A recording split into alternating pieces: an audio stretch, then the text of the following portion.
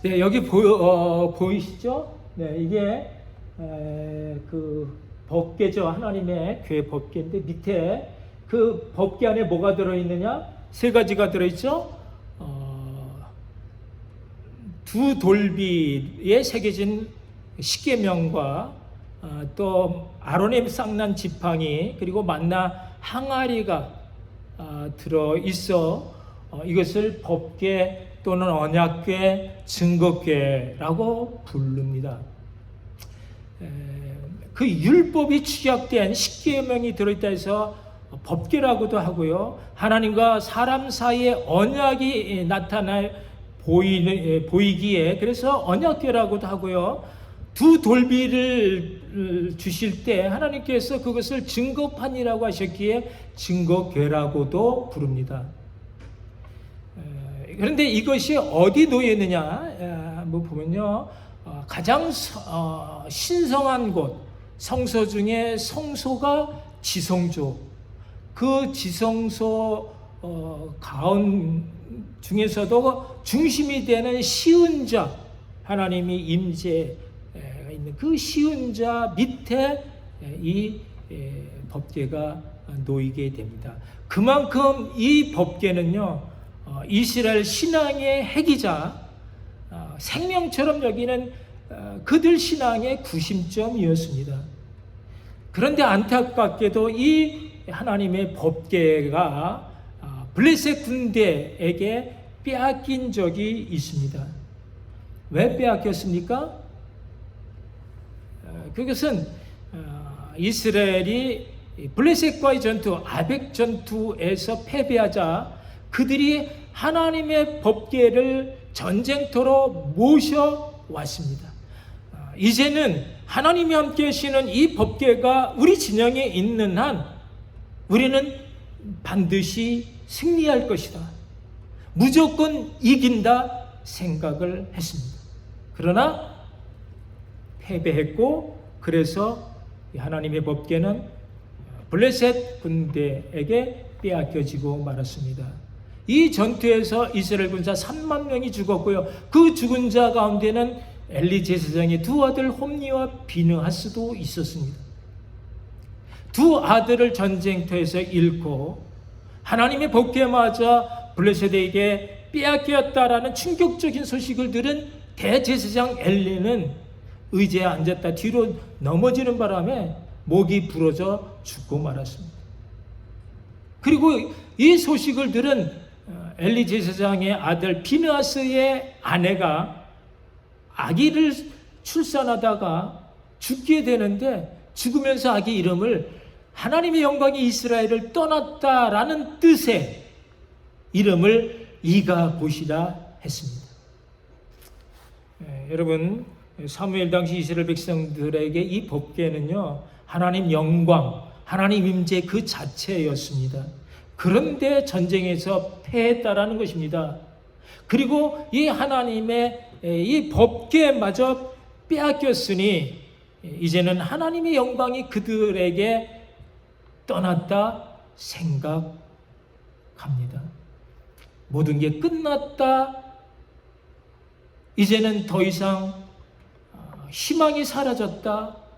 이제는 더 이상 은혜를 찾을 수가 없다. 낙심을 합니다. 그러나 여러분 어떻게 됐습니까?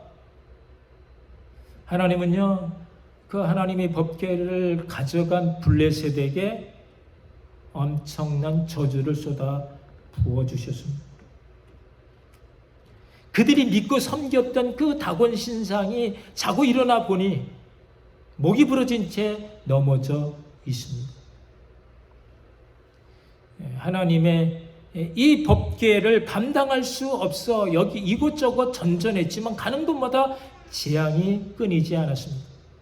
하나님의 법궤를 두려워한 그들이 최고의 성의를 다해 제사를 올려 공을 드린 다음 이것을 이스라엘에게 넘겨주었습니다. 그래서 하나님의 법궤는 이제 기랏 여아림에 사는 아비나답 집에 보관되게 되었습니다.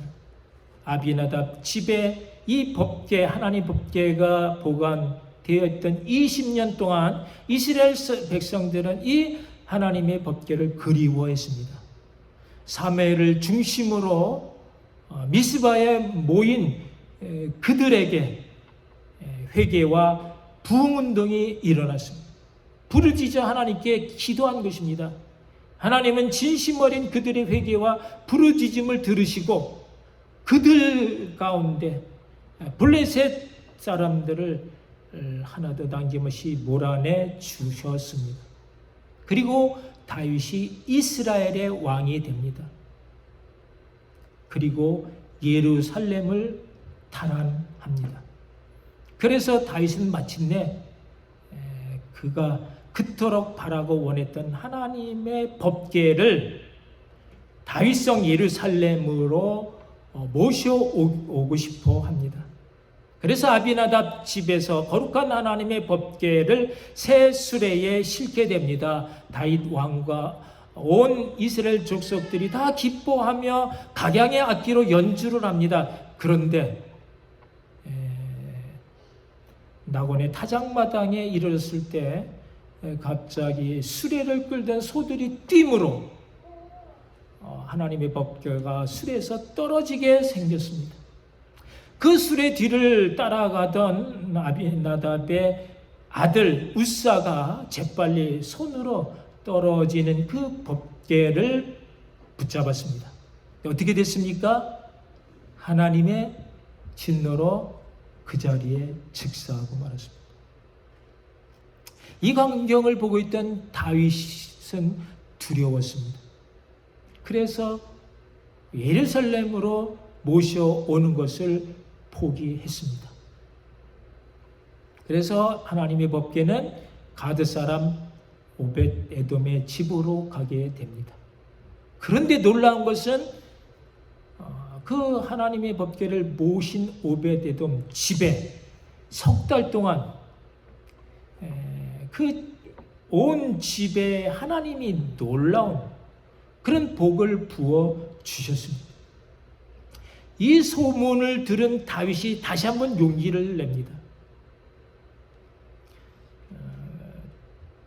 그래서 다시 다윗성으로 모셔옵니다. 전에는 하나님의 말씀이 아닌 하나님을 잘 모신다고 자기 생각 또 자기 열심으로 새 수레에 모시다가 큰 화를 당했지만 이번엔 말씀하신 대로 레위 사람들을 불러 그 하나님의 법궤를 어깨에 메고 오게 했습니다.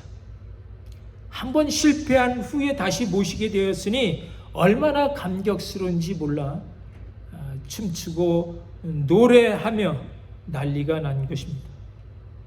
얼마나 감격스러운지 몰라.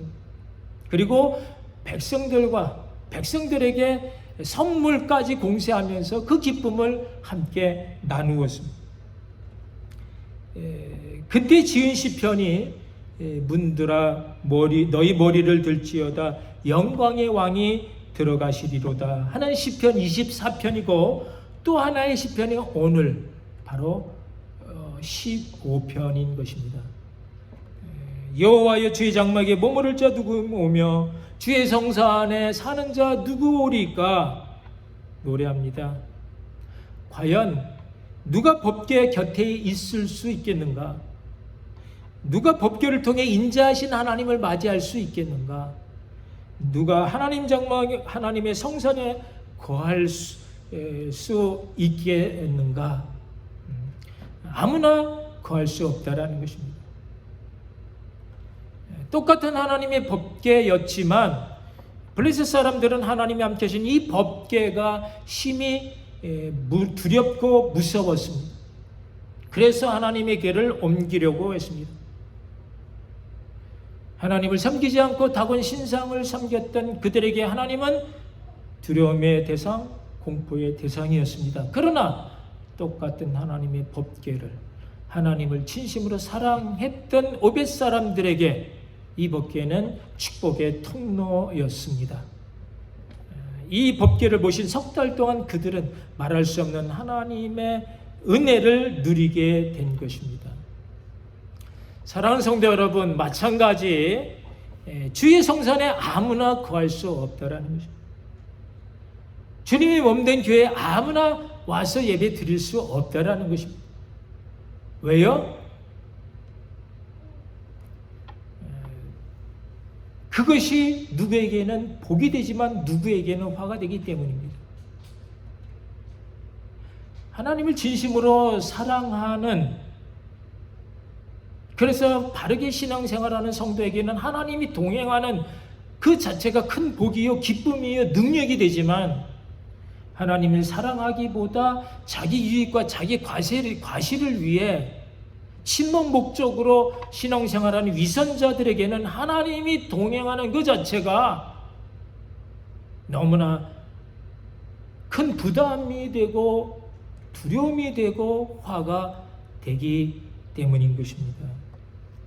여러분, 우리가 교회에 올 때 특별히 무엇을 갖춰야 할 것은 없습니다. 뭐 어떤 자격이나 어떤 조건 없이도 얼마든지 교회에 올 수 있습니다. 다만 하나님을 진심으로 사랑하는 그 마음이 절대적으로 우선하는가입니다. 그리고 그 마음이 예배뿐만 아니라 삶 가운데 믿음으로 드러나는 확인된 사랑인가가 중요합니다.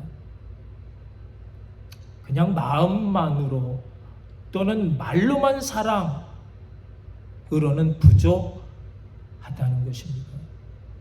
실제 삶 가운데 말씀을 따라 내가 부인되어지고 예수 십자가에 내가 죽어지는 그런 믿음의 역사가 일어나고 있는가를 묻고 있습니다.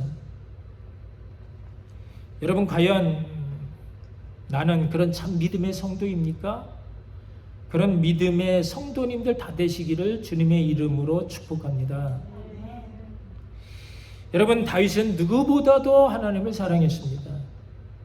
하나님을 높이기 위해 어떤 고난까지도 마다하지 않고 정말 충성하고 열심을 다했습니다. 그러나 하나님의 말씀을 떠난 자기 생각은 생명이 아닌 죽음이었습니다. 레위 지파를 어깨에 메고 이동했어야 할 하나님의 언약궤를 말씀대로지 않고 더 고급지고 더 세련되게 새 수레에 소들로 끌고 오게 했습니다.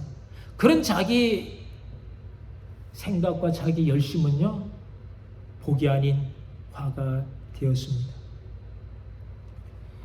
법궤는 하나님 임재의 상징이었기 때문에 아무도 함부로 만질 수가 없었습니다.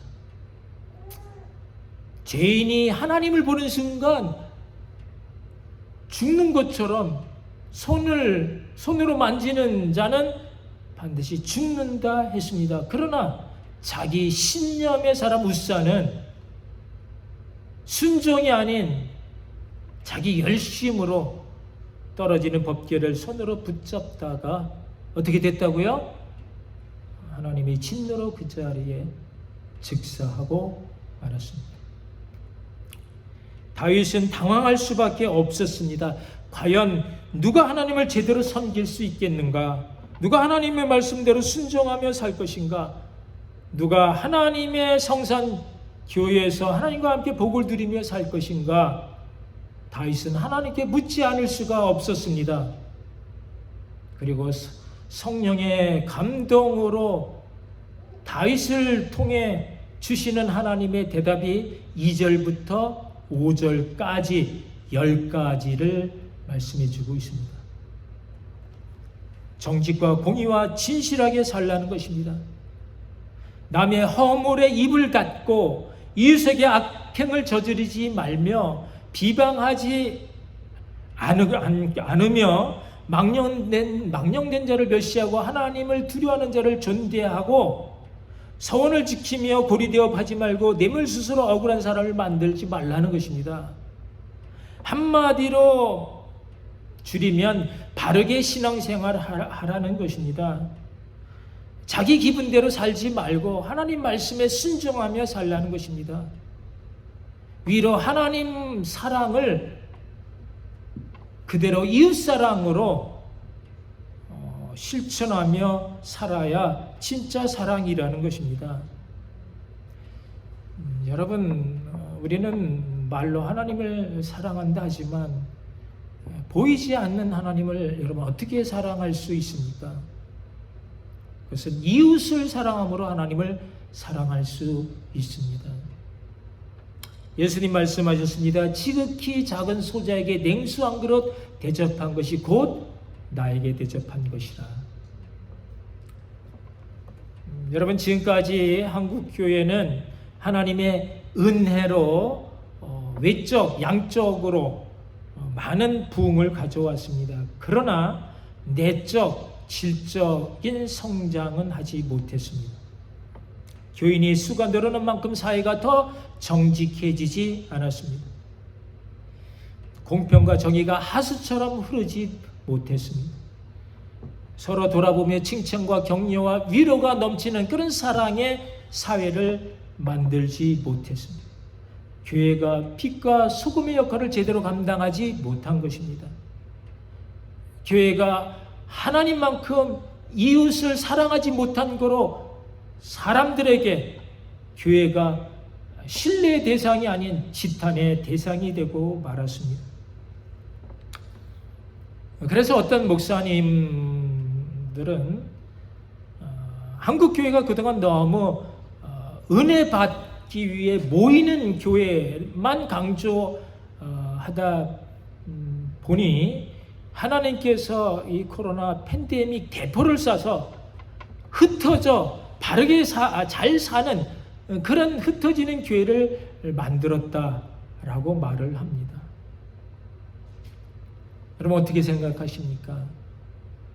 이제는 각자 흩어져서 있는 자리, 삶의 그 자리에서 주님을 드러내는 참 믿음의 사람이 되라는 것입니다. 그러나 여러분 중요한 것은요, 흩어지는 교회가 되기 위해서는 먼저 모이는 교회가 되어야 합니다.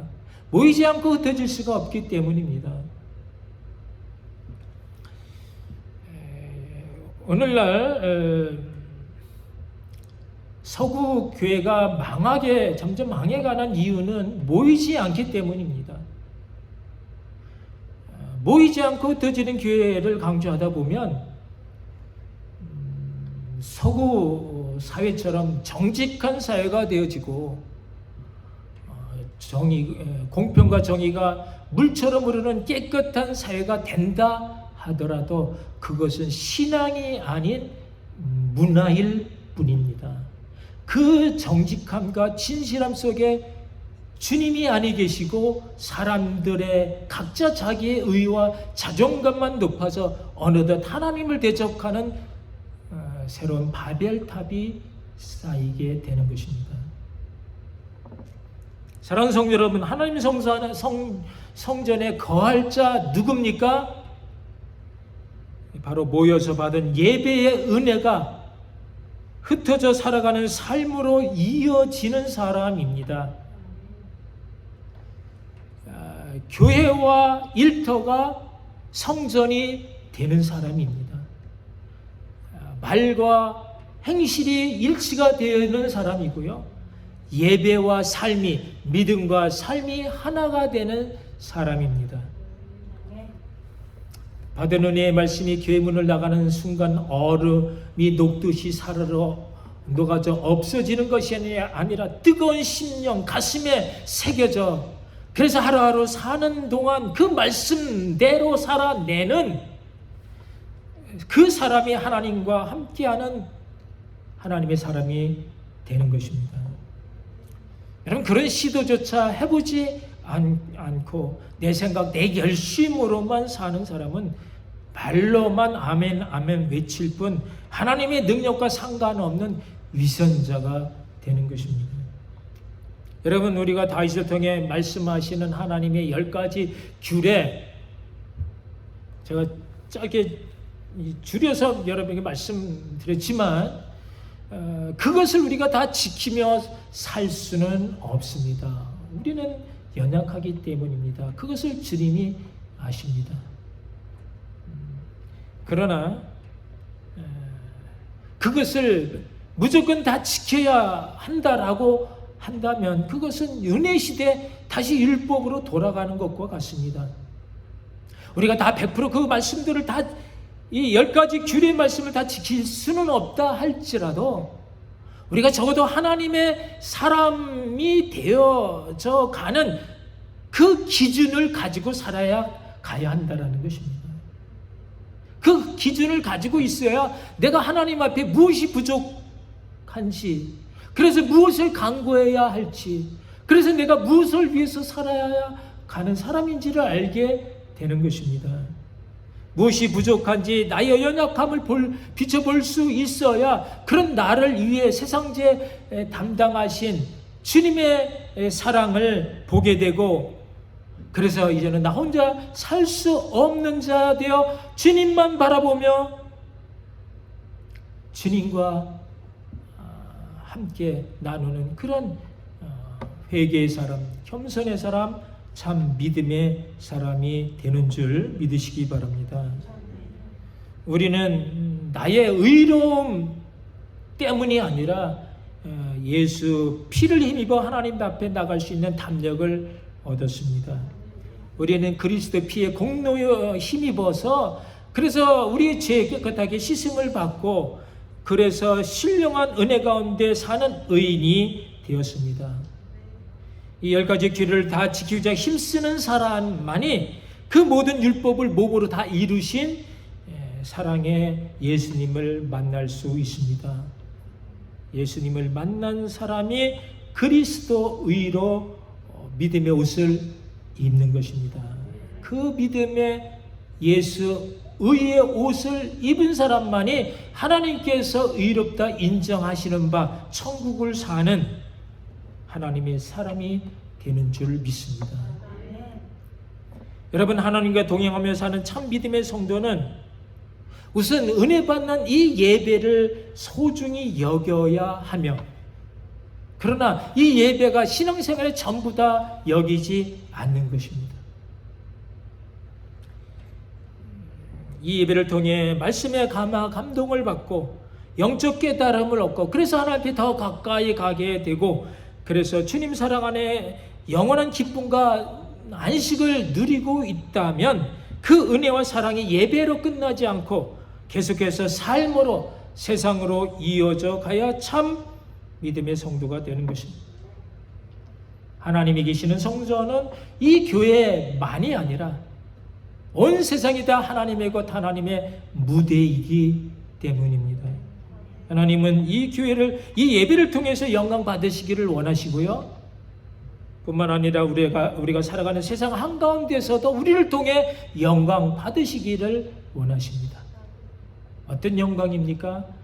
마태복음 5장 16절 한 절만 보겠습니다. 이같이 너희 빛이 사람 앞에 비치게 하여 그들로 너희 착한 행실을 보고 하늘에 계신 너희 아버지께 영광을 돌리게 하라. 하나님께 어떻게 영광을 돌린다고요? 우리의 선행을 통해 사람들이 그것을 보고, 야, 하나님 살아계신다.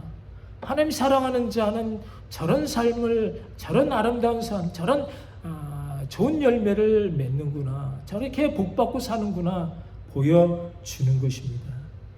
그러므로 여러분, 하나님께 나가는 사람의 특징은 하나님의 뜻을 구하고 그 뜻대로 말하고 행동하며 다른 사람을 말과 행동을 어렵게 하지 않으며 차별하지 않으며 하나님의 기준을 가지고 판단할 줄 아는, 약속에 신실한, 재물을 탐하지 않고 재물 때문에 타인에게 해를 끼치지 않는, 그러나 이 모든 것을 한마디로 말하면 하나님을 사랑하되 내 이웃을 내 몸과 같이 사랑하는 사람인 것입니다. 할 수 없을 때라도 할 수 없음을 속이는 위선자가 되지 않고 자신의 연약함을 겸손함과 주님의 사랑으로 바꾸어 죽기까지 충성하는 순종의 사람이 영원토록 주님 성전에 거하는 다윗과 같은 사람이 되는 것입니다. 이런 일을 행하는 자는 영원히 흔들리지 아니하리라 주의 성산에 거하는 자 여러분 모두 되시를 주님의 이름으로 축원합니다. 기도하시겠습니다. 오늘 우리가 주신 귀한 하나님 말씀 다시 한번 곰곰이 생각해 보면서 나는 지금 어디에 살고 있는지, 나는 정말 주의 성산에 살고 있는 자인지, 주님과 함께하는 그 기쁨에 누린 가운데 세상을 이기는 자인지, 그런 사람 되게 해달라고 우리 기도하시겠습니다. 사랑의 하나님, 은혜를 감사합니다. 오늘도 귀한 말씀 주셔서 우리와 함께 하심에 놀라운 하나님의 은혜를 따라 내가 하나님 모시는 아름다운 성전이 되어 거룩함을 드러내며 하나님을 세상 가운데 빛과 소금으로